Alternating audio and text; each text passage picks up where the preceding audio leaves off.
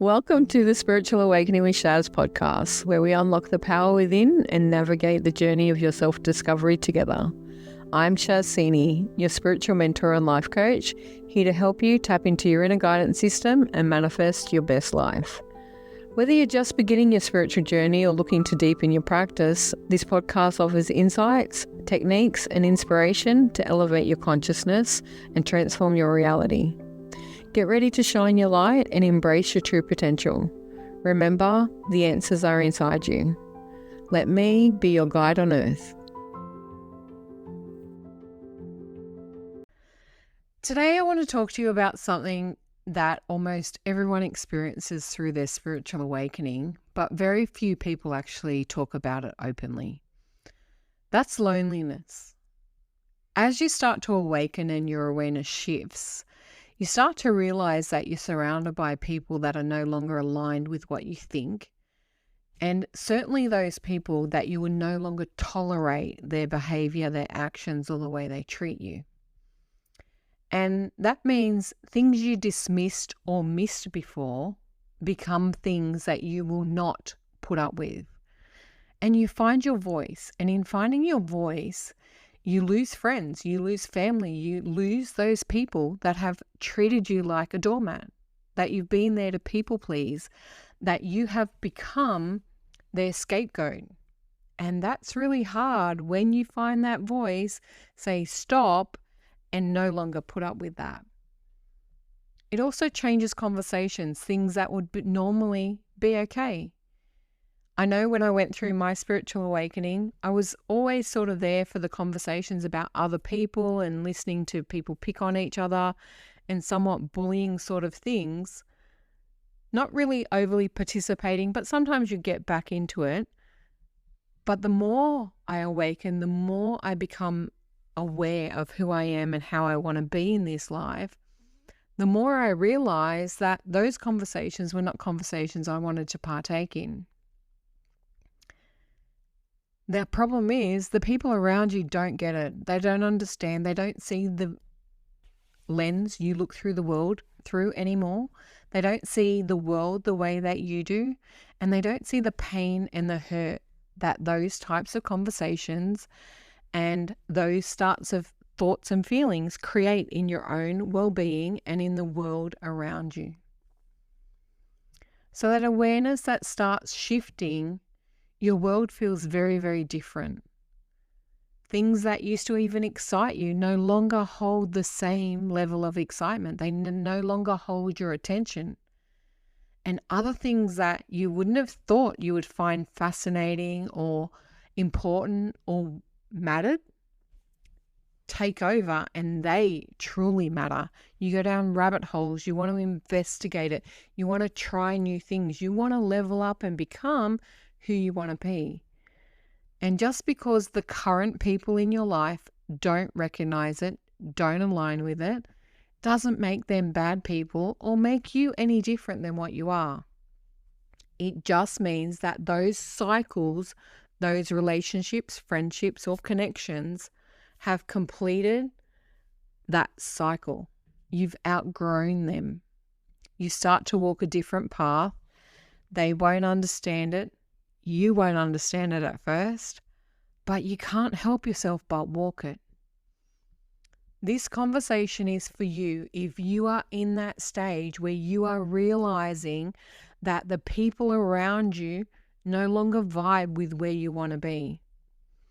One of my favorite quotes, and it's something that changed me so immeasurably inside, is you are the sum of the 5 people you spend the most time with.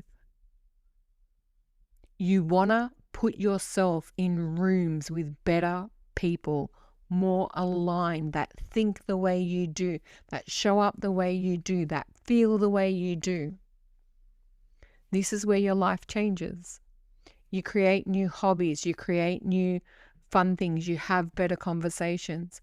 And from that, you will find tribes and bucket loads of new people that think and feel the same. Awakening changes our relationships. It doesn't matter who they're with, whether that's with family, with friends, with lovers, with workmates, with colleagues. It will change your relationship because, as I said, one of the things that happens is people treat you the way you tolerate being treated.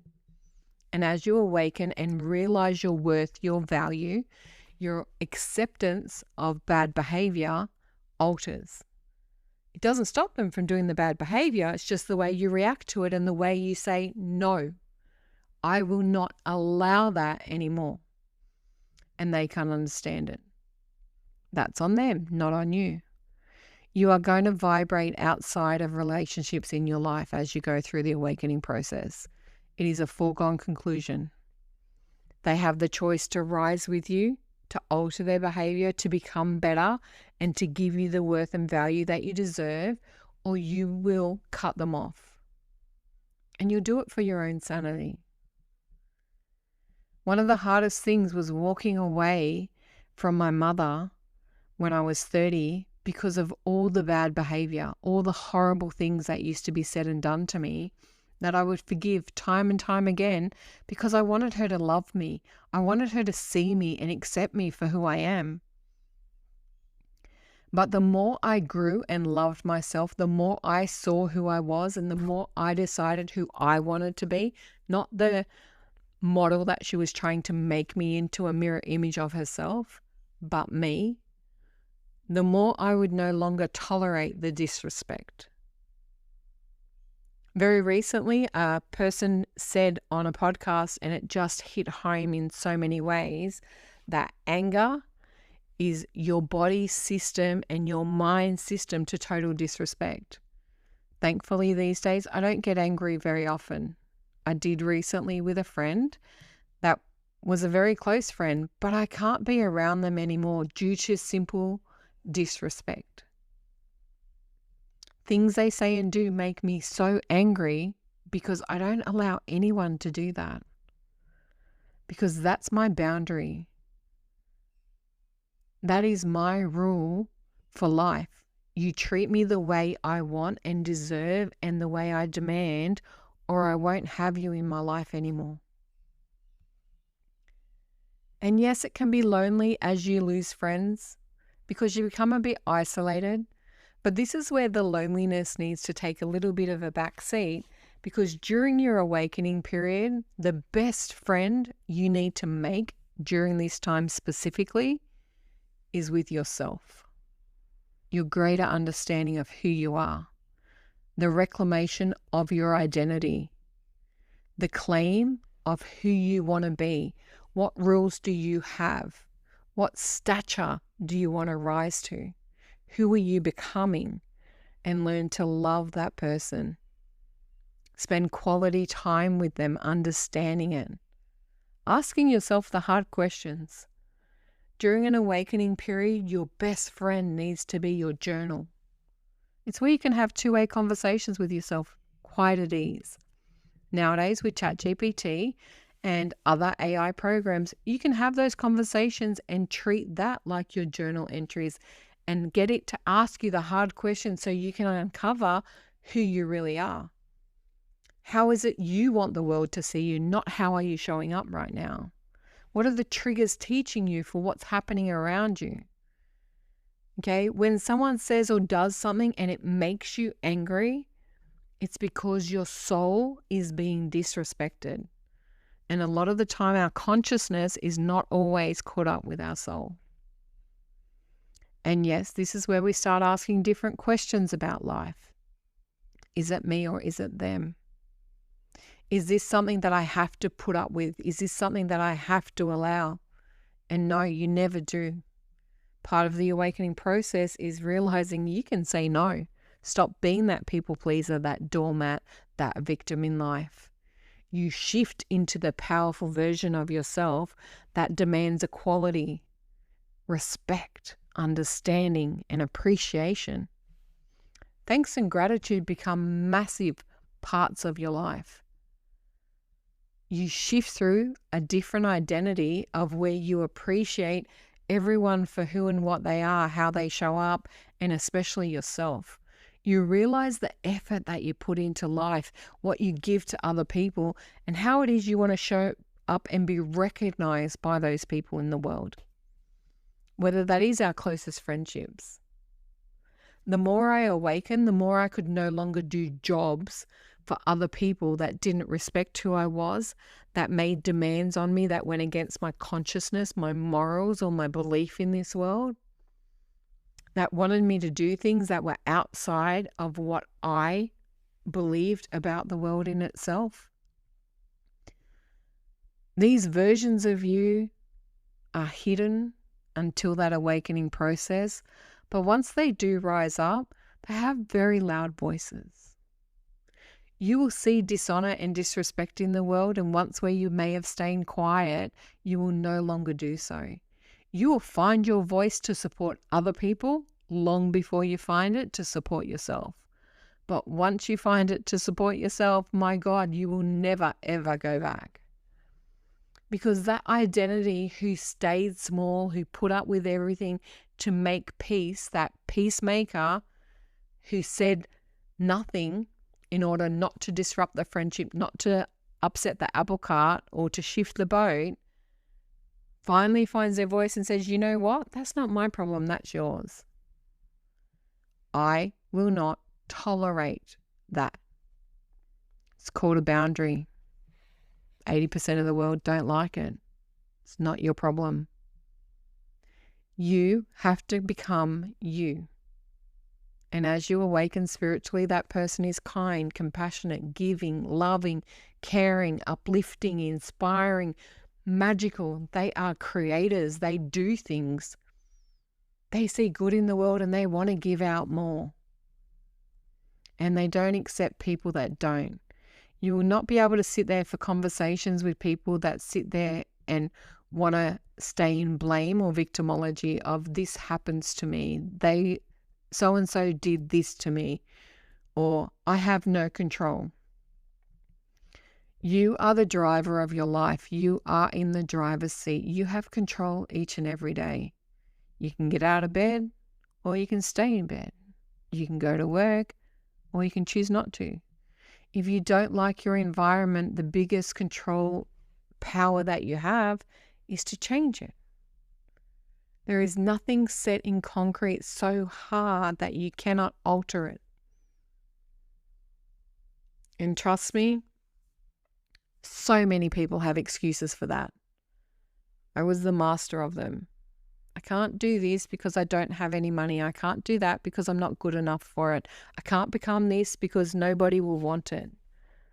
But do the work, show up as you are, and the rest will come. You can manifest anything you want if you just ask for it. If you are unhappy in your environment, change it. It can be simple as moving things around and dusting them can energetically set a new vibe. The one thing you have to realize is that nothing happens overnight. It's not instantaneous like a magic wand from the fairy godmother and all of a sudden you're dressed for the ball. It takes time, it takes effort, but concerted and concentrated effort on focusing on what you want and giving yourself no other option but to achieve it. And trust me, the world will change. Your direction will change. Your purpose will change. You'll start to question, is there something wrong with you because you won't settle for mediocrity anymore? You'll demand greatness of yourself and others in your life. And that's what we're supposed to do. That is what a sovereign being is. Someone that says, I am acceptable and I'm willing to receive everything that I desire. That is for the greatest good and the highest respect of myself, my soul, and the people I choose in my life for it. It's not to take off other people. It's not to steal from others. There is more abundance and availability of energy in this world than anything. It is about being the best version of you to attract what you desire. It's called evolution. Growth is truly uncomfortable. And let me tell you, you break down, you shed, you break free, you smash the old identities away. You can hit rock bottom, but when you rise up, You never carry the baggage or the old identities or the crap with you. It gets left behind. There's a big difference between loneliness and solitude. Most people don't even know the difference. They consider them the same thing. But loneliness feels like there's something missing. You are trying to feel something outside of yourself. You want someone to love you. You want someone to see you. You want someone else to feel that emptiness. But solitude is where you realize everything you need, everything in the world lives within you. You have to give it to yourself first. And that starts with love. It's where you reconnect to yourself, uncover who you are, find your identities or your archetypes or the version of you that you want to be. It's where you realize you have passion and joy and love and excitement for things you've never given yourself permission to go out and do. It's where we change careers 50 years down the track because I always wanted to be something and never gave myself a chance to be it. It's where you stop allowing other people to tell you you can't be something or someone. You hear your own thoughts clearly.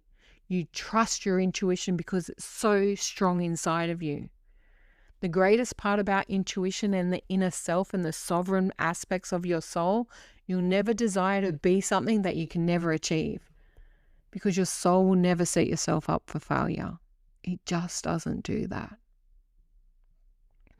That failure you feel or felt is you going against the grain of what your soul really wants. Quietness, isolation provides clarity. It gives you deeper insights and space to listen to your inner voice, not the outside noise, not the external world, not mum's opinion, not your husband's opinion or your wife's opinion or your partner, whoever they may be. Nobody else but yourself. And as you awaken, you realize you need to give yourself time and space to experience this. Because if you don't, they'll do it for you. Do not allow your body to break down in order to force an awakening experience. These are aspects of the dark night of the soul, where everything has to shut down, where you have to go within and you have to excuse yourself from reality in order to find the answers that you're seeking. There are easier ways. Journaling gives you insights. A spiritual coach or a psychic medium or someone to help you uncover those aspects will ease the pathway. This is the whole reason I got into doing what I'm doing, because I watched so many people go through the harshness of it by not asking the right questions, not uncovering the inner aspects and the power that lies within, of being so disconnected from themselves that when you look at their energy, their soul is outside their body.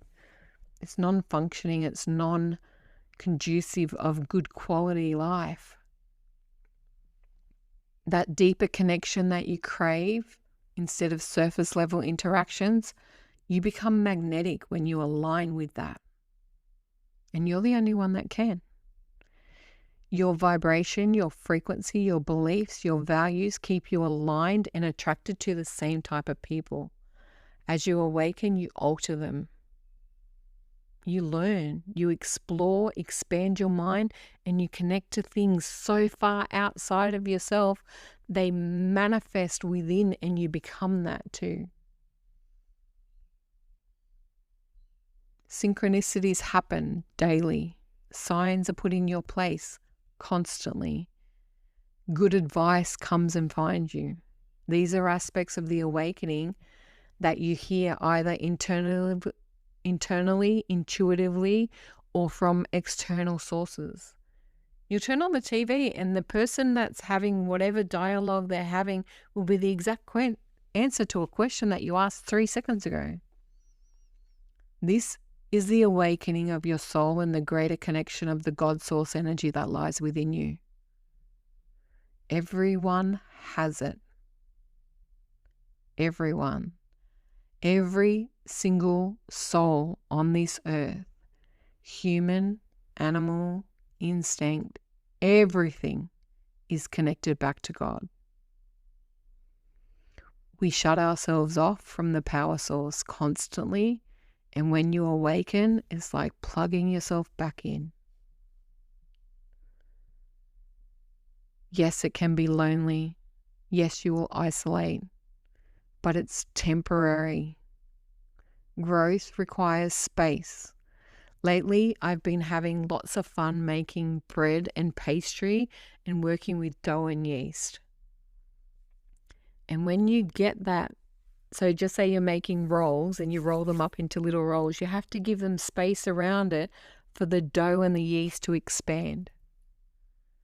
And you'll only expand as much until the next thing that touches you that keeps you isolated. This is why we have to go and create space, right?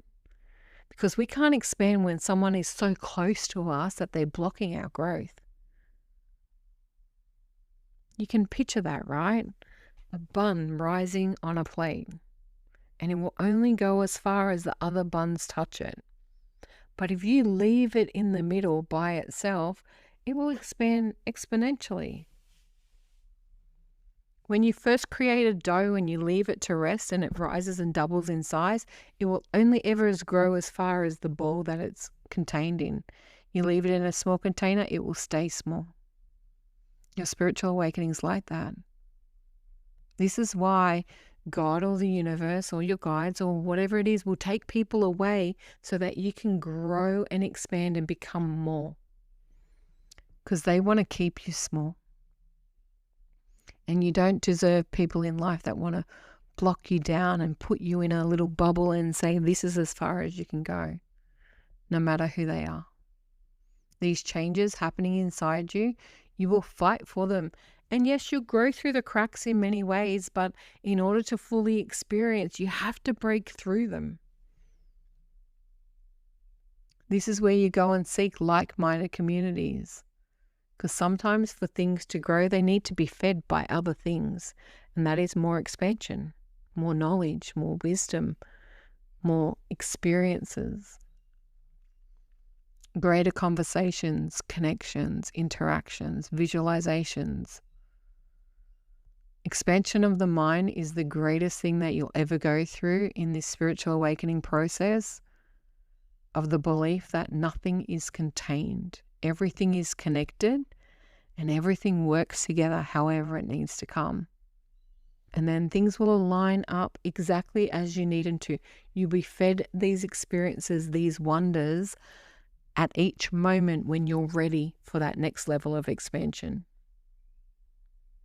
The right people will come into your path. You will go to events or be put in places to connect with greater mentors, greater leaders, greater connections, greater soul lessons. This is a part of the process of what your soul is here. To remember how great we are. Reconnect to God. Reconnect to that source power that lies within us and become the essence of everything we ever dreamed of. Your dreams and desires are unique. Every individual has separate dreams and desires. No one has the same thing. No one. Not even twins or triplets ever have the exact same dreams and desires. Each soul has them individually. And they're yours because you're the only one that can achieve them. Part of this pathway is to go and find things that you cannot fully see yet. You won't see the interactions or the soul connections or the aspect of where you're going until you are in that moment. And yes, it can feel lonely. It feels like you're driving in the dark without headlights. But magnetically, they will be attracted to you when you are ready or at the frequency of that expansion level within self. But it all starts with the rediscovery of who you are, beyond the expectations, beyond the patterns or the roles that you've carried for many years, beyond the mask that you've put on in order to be what you expect other people to be or want you to be in order to feel loved, seen, or heard. In spiritual awakening, the only person that you want to really see you and love you and hear you is yourself.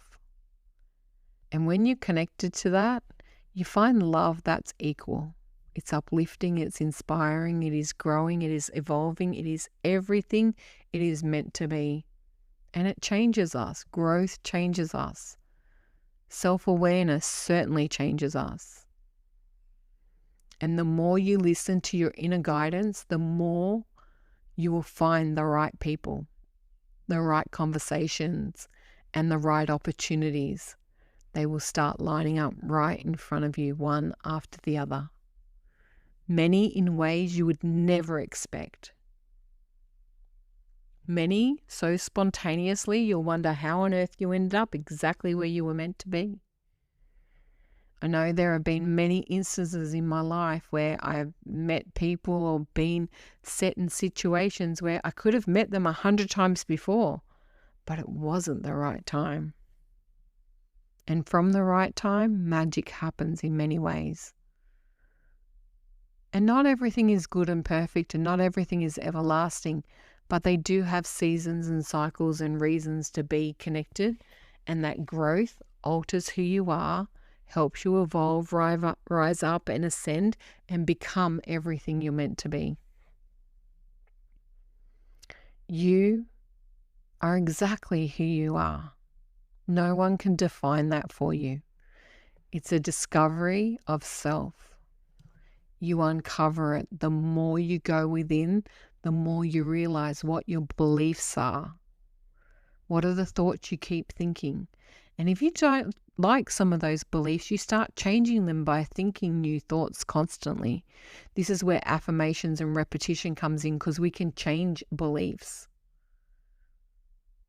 Because a lot of our beliefs are usually implanted onto us by other people. And they stop us becoming everything that we can. Values are something that are important to you. And we get taught values from our parents, from society, from school, from everyone else. And through the awakening period, you truly uncover what matters most to you. And it starts with self. And no, it's never selfish. The most selfless thing you can ever do is love yourself completely, unconditionally, accept all parts of you, good, bad, and otherwise, and really see who you are.